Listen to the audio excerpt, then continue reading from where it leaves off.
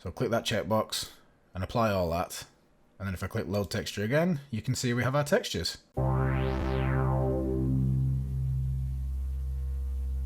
Hello and welcome to another bonus how to make a game like Minecraft in Unity type video. This is one that has been requested a few times now, but I'm trying to keep the main videos limited to things that are part of Minecraft itself, like the proper Minecraft. So this isn't that. This is like an additional, it's almost like a tool, like an editor. Well, it is an editor tool. That's what we're going to build, an editor tool. So I didn't want to put it in a main video, but it's too big to be its own video, but it's not quite right to be a main video. So it's a bonus video. So what we're going to do in this video is we're going to create a little tool whereby we can drop in individual block textures and create a texture atlas from them. Now, as always, my aim in these is to give you enough to progress yourselves. I'm not giving you a complete finished product. Like, you have to do something yourself. So this should be enough to sort of get you on the path to making your game accept texture packs. Like, this won't do that, but there should be enough information in this video for you to be able to do that yourself. The first thing I'll just point out before we get started is I've created a new folder called resources, and it's important that it's called resources for the code that we're going to use. It has to be called resources. And then in that folder, I've created another folder called Atlas Packer, which is just what I'm calling this tool that we're about to create. And then in that folder,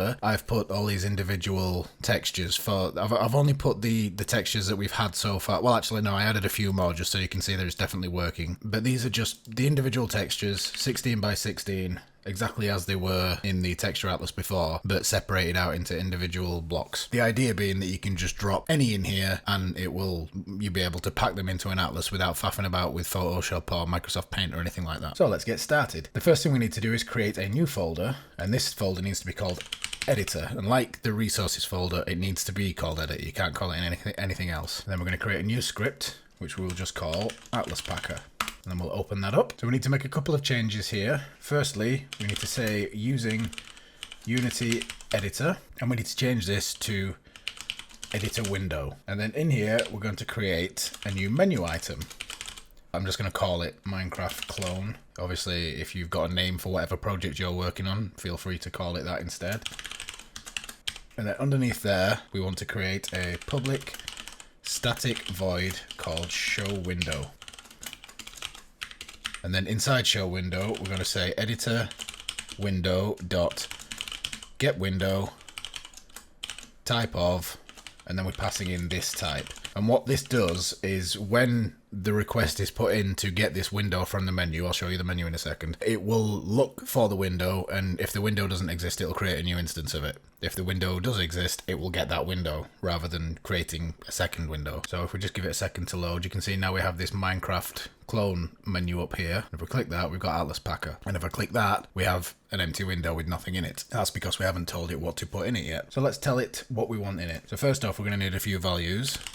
First one we're going to call block size. It's going to equal 16 by default. And then we're going to say atlas size in blocks, which is also going to equal 16. So this is block size in pixels. So this is how many pixels of the texture atlas represents one block. So it's 16 pixels across. You can change this. You can even have it auto detect. You can have it load in the texture from the folder, see what size that texture is, and then set the block size based on that texture size. That's all up to you. I'm just showing you the basics right now, and I'm keeping it at 16 blocks across because that's what our current texture atlas is. There are some things you would need to change in the main code in, I think, voxel data if you wanted to change how many blocks across the texture atlas goes. But right now, we're just going to stick with a 16 by 16, which is 256 blocks.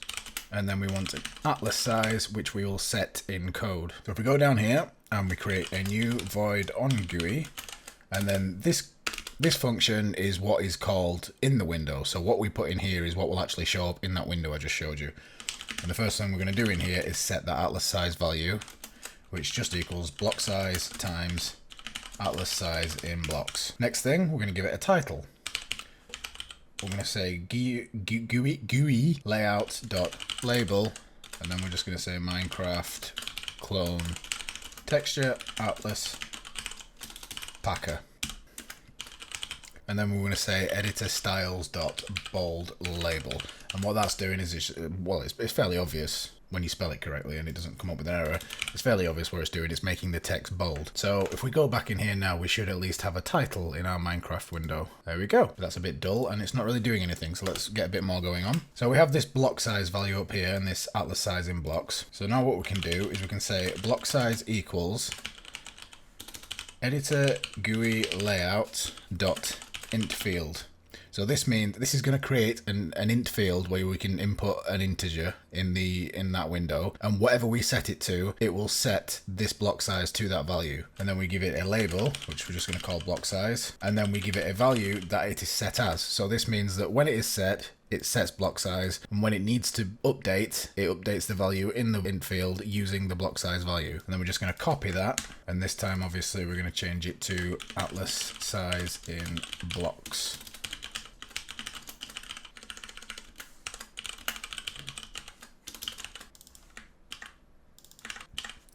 We'll go back to our little window now, and hopefully we should have a couple of variables to look at.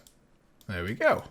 Okay, things are happening. So the last thing we'll add before we get complicated is if GUI layout dot button. So this creates a button, load textures, and that names the button. So this is going to create a button that's got load textures as the text in the actual button. And this is saying, and the if statement means if that button is pressed, do whatever's in this if statement, which for now we're just going to say debug.log atlas packer button pressed. And any debug.logs we use in this editor script, and this is an editor script, so we're going to put some debug.logs in to give feedback. Any debug.logs we use, we're going to put atlas packer at the start, so it's very clear where that debug log is coming from. Let's just go back and have a look at how that works. And you can see atlas packer button pressed. But again, it's not really doing much, so let's try and make it do something. So we're going to need a few more variables. The first one is an object array, and we're going to call it raw textures. And it's going to equal a new array of size 256. Now this number you may want to change. If you're changing the amount of blocks in your texture atlas, if you've got it maybe 10 across and 10 down, you need to change this number to represent that. So like I say, I'm keeping everything 16 by 16. Hopefully there's enough code in this video for you to be able to run away with it and modify it and do what you want, but you will need to change this number if you change this number. And then we're going to need a list of texture 2Ds, which we're going to call sorted textures, and that's just going to equal a new list. And then finally a texture 2D, which we're calling atlas, and that is just going to be that's going to store the end result basically. The reason we're putting it up here is because we're going to want to display it in that little window. There's no point in packing it together and then not being able to see it, so we're storing it there so that we can use it in here, but we're not quite there yet. So if we go down here, we want to create a new function which we're going to call load textures. So we're going to say textures we're going to say raw textures, because that's what we called it, equals resources.loadAll, and this is why it has to be called resources, the folder, because this function here, which makes things nice and easy to load up, only looks in the resources folder. And then atlas packer, which is the name of the folder within the resources folder. So again, if we put it anywhere else, or you call your folder in here something different, you need to change this. If you put it anywhere but resources, you'll have to find another way of loading it up besides resources.loadAll. There are other ways of doing it, that's not a problem. It's just that resources.loadAll is very convenient. And then we're telling it what type of object we're trying to get. Next, we need to loop through everything, so say int index equals 0 for each object text in, what do they call it, raw textures. At the end of this, we want to increment our index each time, so that's just going to loop through each of these. I say texture 2D t equals, and then we need to cast it because at the minute it's just an object, so we need to tell it what kind of object. Texture 2D text, and then we're going to say sorted textures dot add t. And then at the end, we'll say debug.log Atlas Packer, so we can very clearly see what is talking to us. Sorted textures.count.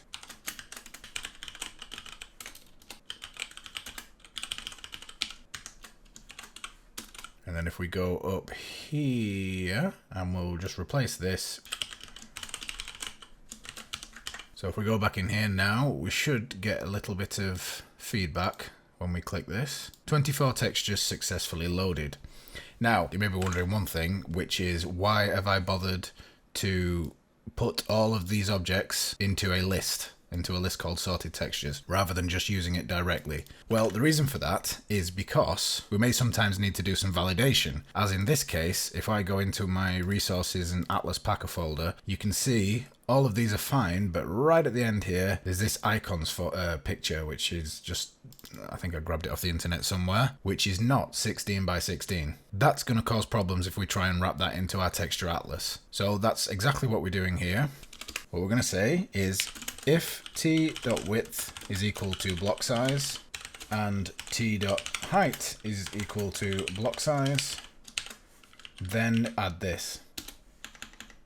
And then just so we know what's going on, we can say else debug.log asset packer.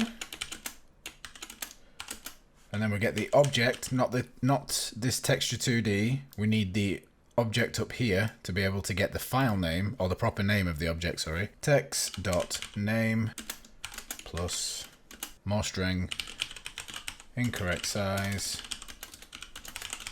texture not loaded. So now if we try and run this again, sorry, there is one more thing that we need to do at the top before we carry on with this. Right now it says 24 successfully loaded. If I click load again, you can see it says 47. Now it's given us the error that I was talking about. It's saying icons is incorrect size. That's the file that we were looking at, this one, because it's not 16 by 16, which is what our current block size is. However, it's saying 47 successfully loaded. The reason for that is because this list here is not being cleared. The object one is a fixed array, so it doesn't matter. That's getting overwritten every time. But because with the list we're using the add command, it's adding to the end of the list. So we need to clear that list every time. So we'll just set that at the top of here, sorted textures dot clear. So every time we do this, we're clearing the list to start with. And I'll just clear the console just so it's a bit easier to read. So there we go. We say 23 successfully loaded and 1 that was discarded because it's the incorrect size. So now we're going to create another function, and this function is going to be called, we'll call it pack atlas. And this is going to be what takes all of these textures that we've got and puts them into one texture atlas. So we start off by making sure that we have a new texture atlas equals new texture 2D, and then it's going to be atlas size by atlas size. And then we want an array of colors.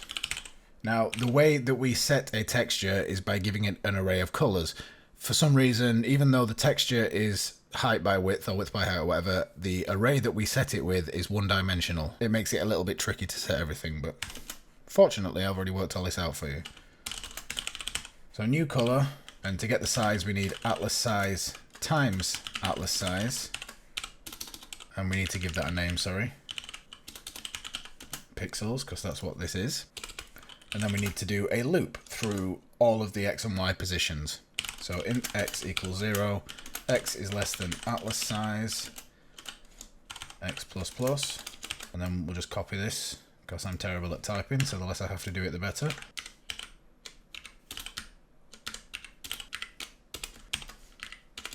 Now this is where it can get a little bit faffy to try and follow what's going on. So first off, we want to get the current block that we're looking at. And we do that by creating a int current block x, and that's going to equal x divided by block size. And because it's an int, it will round it to the nearest one. And then we want to do the same for y, equals y divided by block size. And then we want to get an index, so this is going to be the current index in the list in, where is it, sorted textures list. So the current index, we'll just call it index, I suppose. Index equals current block y times atlas size in blocks plus current block X. So if you're following, this is where it starts to get a bit tricky to follow along. So basically we are timesing the atlas size in blocks by the current block. So if we are on block 15, that is still on the first, well not 15, 15 is a bad example. So say the current block is 0 and we times that by the atlas size in blocks, that gives us 0. So that's the first row plus current block X, which is how far along horizontally we are. However, if current block is 1, and we times it by atlas size in blocks, that's 16. So we're doing 16, which is the entire top row, plus current block X, which gives us, say it's 3, which gives us 3 on the second row. And if current block is 2, 2 times 16 is 32, and it gets us the correct index from a 2-dimensional grid to a 1-dimensional grid.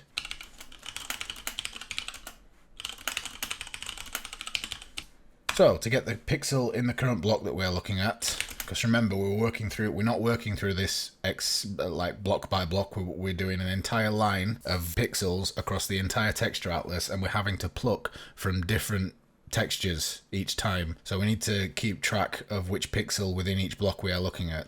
So to get the current pixel X equals, we do X minus current block X times block size. So if current block was 2, 2 times 16 equals 32. So if we were currently looking at pixel 34, then current block size 2 times block size 16 equals 32. X, which is 34, minus that number, which comes to 32 in this case, equals 2. So that gives us the current pixel in this texture. I really hope that made sense. And then do the exact same thing for Y.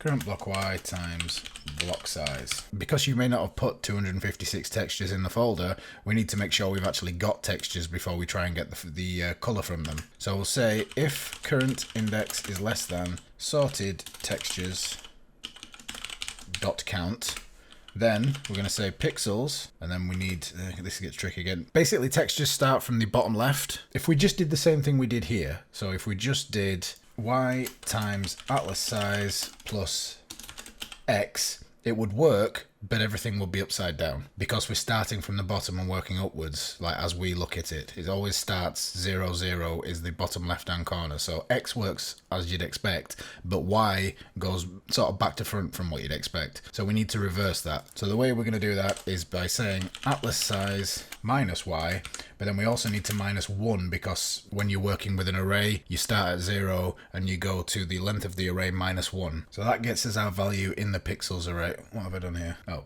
I didn't call it current index, did I? I just called it index. And that's going to equal sorted textures index dot get pixel. So this is getting a specific pixel from this texture. X, and then again, because of that upside down thing, we're doing block size minus Y minus 1. However, if we're outside of the amount of textures that we have, we're just going to set it to transparent. So we'll say pixels, we'll just copy this actually. Pixels equals new color, and we'll just give it basically black, but transparent. So it doesn't really matter what the color is because it's transparent. And then at the end of all that, we say atlas dot set pixels, and we give it that color array. And then we want to say atlas dot apply. Now if we go up to where we've got load textures, and then after that we're going to call pack atlas. So that gets us our atlas, but we want to be able to see it. So if we go back up here and we'll just go above our buttons, it's nice and simple this one. We're just going to say GUI layout dot label, and we're just going to give it the atlas texture. Nice and simple. So now if we load it, we should find, you see it already moved down a bit because there's something there, although you can't see it. But if I click load textures, we get an error. And the reason for this error is because if you go into your texture folder, you may have already been one step ahead of me here. You might not have got this error, but these textures need to be read write enabled. So click that checkbox and apply all that. And then if I click load texture again, you can see we have our textures. And it's just like the texture atlas as I currently have it, but with a little bit more, because I've added, I think, mossy cobblestone, wool, and obsidian. But that's no good to us just in this window. So let's just clear all that. So first off, we're just going to put a little if GUI layout dot button clear textures.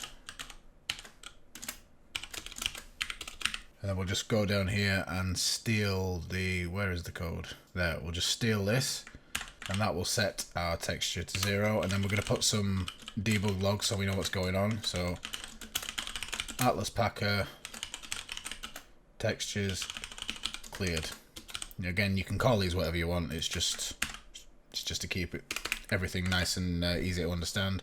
And on this one, textures loaded. But we don't just want to load the textures, we want to actually save them as a file. Now this is really, really easy compared to what you might think. So all we're going to say is if GUI layout dot button, and we'll call this one save atlas. I'll put the right amount of brackets on the end. So we're going to create a byte array, and that's going to equal atlas dot encode to PNG. And then we're gonna use a try statement here. So if you're not aware, try statement lets you try something, and if it throws up an exception or an error, you can decide what to do. And rather than it grinding everything to a halt, it will do what you told it to do and then carry on, rather than throwing up a null reference exception error or whatever. You want to properly handle things if you're going to do it. We're not going to be really using it the way you're supposed to use it here. Basically, what we're going to do is we're just going to say debug.log Atlas Packer couldn't save Atlas to file. That's all we're going to say. That's not very helpful in the long term. Like, you really want to know why you can't save it to file. But really, I'm just putting this in there to show you the try-catch function. So the thing that we're actually going to try is file. I think maybe I'm missing a... Oh, yeah, sorry. We need to be using system.io, I think. Yeah. So system.io, don't forget... Don't forget to add this. So file.write all bytes, which is why we converted it to a byte array, the encode to PNG. Application.data path plus, and then we'll just, yeah, again, you can put this wherever you want. We're going to put it in the textures folder because that's really where we want it. Obviously, if your textures folder is in a different place, or if you called it something different, you'll have to change that. And we'll call it packedAtlas.png. We're telling it that it's bytes that we're passing over. And then that should be everything, I think. So let's go into our project folder. Open our textures folder. There are actually some textures in here we don't need anymore, but we'll have a cleanup at some point. So first off, let's make sure everything's working properly. We'll clear the atlas. Let's see if we get the proper message there. Load the textures. Everything's loaded fine. And then finally, save atlas. And there we go. I actually had to Alt-Tab out and back in for it to show up there. So if it doesn't show up immediately, maybe that's why. But yeah, as you can see, we have a texture atlas that has been created by our new code. And you can see here it's transparent. However, down here it doesn't look transparent, and the reason for that is because it's not set to... We've just created a file. We haven't given it any import settings in the code. So if you just click alpha transparency, click apply, and there. And obviously you want to set all of this as well. Clamp point doesn't need to be any bigger than 256. You don't want any compression. And that's everything. So now you could use this texture atlas, and then if you ever want to change your blocks, add blocks, remove blocks, you can just drag and drop them from this folder and use this tool. And you can expand on this tool. Like I said, I'm by no means purporting to give you complete finished systems. I'm just trying to give you enough to be able to make your own systems. So hopefully there's enough information here for you to be able to figure out how to do resource packs. But feel free to ask questions in Discord, in the comments or whatever. I'll help whenever I can. And that's it for this one. All that's left to do now is to thank my amazing Patreons. Somehow the number keeps going up, so I'm internally grateful. I can't believe that many people, I can't believe that any people are getting enough value out of these to want to give value back, so I greatly appreciate it. And again, massive thanks to Professor DJ, who is a super supporter at the sugar daddy and mama level. But that's all for now. Thanks for watching, and bye bye.